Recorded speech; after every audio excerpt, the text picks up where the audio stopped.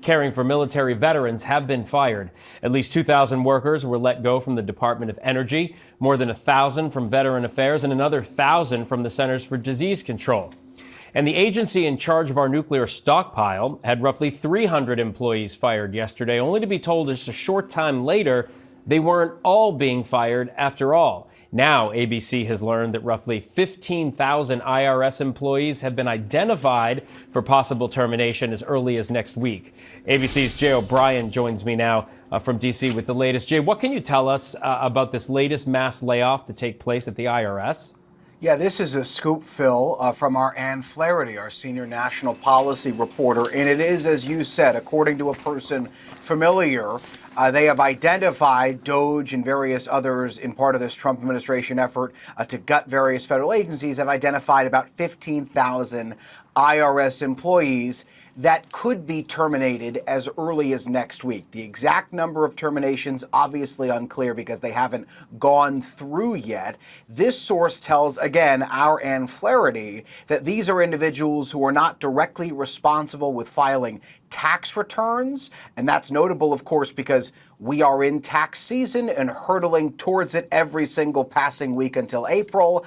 And it's unclear what kind of impact this would have on tax season, but it underscores, Phil, as you said, that these are massive cuts to agencies across the federal government, touching everything from, like you said, maintaining the U.S. nuclear stockpile to the Forest Service to the CDC to now potentially the IRS.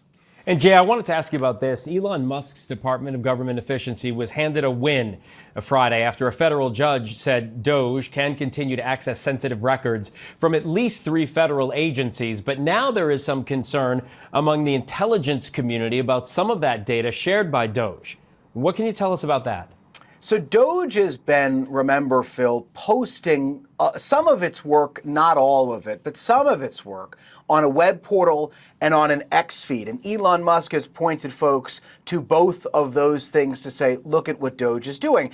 And posted on its website was information about an agency called the National Reconnaissance Office. It's not what comes to mind initially when you think of a spy agency or an intelligence agency, but it has a very specific role in which it builds, maintains, and keeps an eye on the satellites that the U.S. uses for reconnaissance and for spying, frankly. This is an agency in which the budget and the head count were posted of online.